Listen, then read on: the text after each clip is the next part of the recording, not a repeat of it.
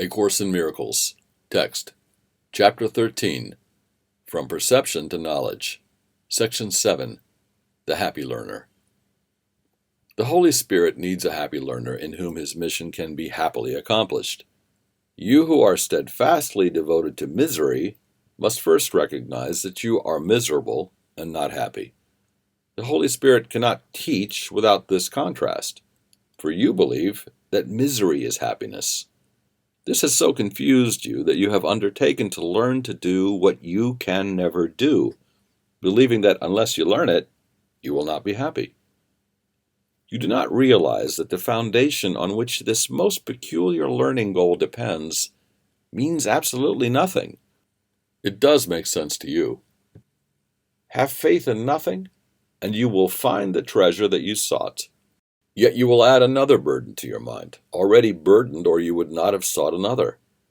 You will believe that nothing is of value, and will value it. A little piece of glass, a speck of dust, a body, or a war are one to you. For if you value one thing made of nothing, you have believed that nothing can be precious, and that you can learn how to make the untrue true. The Holy Spirit, seeing where you are, but knowing you are elsewhere, begins his lesson in simplicity with the fundamental teaching that truth is true. This is the hardest lesson you will ever learn, and in the end, the only one. Simplicity is very difficult for twisted minds. Consider all the distortions you have made of nothing, all the strange forms and feelings and actions and reactions that you have woven out of it. Nothing is so alien to you as the simple truth, and nothing are you less inclined to listen to. The contrast between what is true and what is not is perfectly apparent, yet you do not see it. The simple and the obvious are not apparent to those who would make palaces and royal robes of nothing, believing they are kings with golden crowns because of them. All this the Holy Spirit sees and teaches simply that all this is not true. To these unhappy learners who would teach themselves nothing and delude themselves into believing that it is not nothing, the Holy Spirit says, with steadfast quietness, the truth is true. Nothing else matters, nothing else is real, and everything beside it is not there. Let me make the one distinction for you which you cannot make but need to learn. Your faith in nothing is deceiving you. Offer your faith to me, and I will place it gently in the holy place where it belongs. You will find no deception there, but only the simple truth, and you will love it because you will understand it.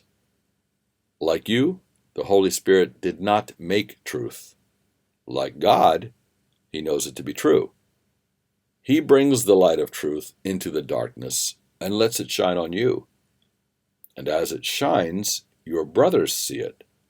And realizing that this light is not what you have made, they see in you more than you see.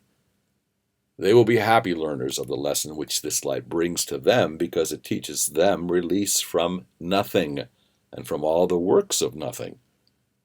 The heavy chains which seem to bind them unto despair, they do not see as nothing until you bring the light to them, and then they see the chains have disappeared, and so they must have been nothing. And you will see it with them, because you taught them gladness and release. They will become your teachers in release and gladness. When you teach anyone that truth is true, you learn it with him, and so you learn that what seemed hardest was the easiest. Learn to be happy learners. You will never learn how to make nothing everything. Yet see that this has been your goal, and recognize how foolish it has been. Be glad it is undone. For when you look at it in simple honesty, it is undone. We said before, be not content with nothing, for you have believed that nothing could content you. It is not so. If you would be a happy learner, you must give everything that you have learned over to the Holy Spirit to be unlearned for you, and then begin to learn the joyous lessons that come quickly on the firm foundation that truth is true. For what is builded there is true and built on truth. The universe of learning will open up before you in all its gracious simplicity. With truth before you, you will not look back. The happy learner meets the conditions of learning here, as he also meets the conditions of knowledge in the kingdom. All this lies in the Holy Spirit's plan to free you from the past and open up the way to freedom for you. For truth is true. What else could ever be or ever was? This simple lesson holds the key to the dark door which you believe is locked forever.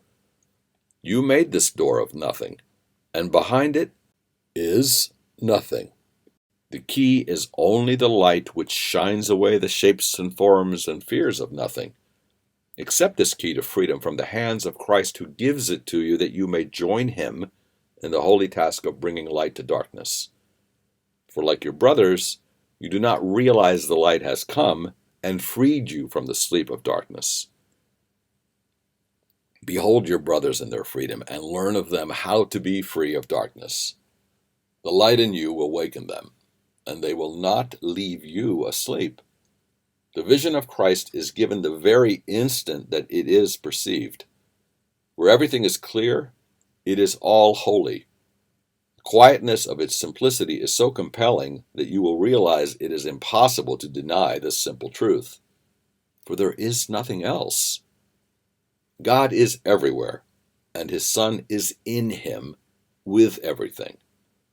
Can he sing the dirge of sorrow when this is true?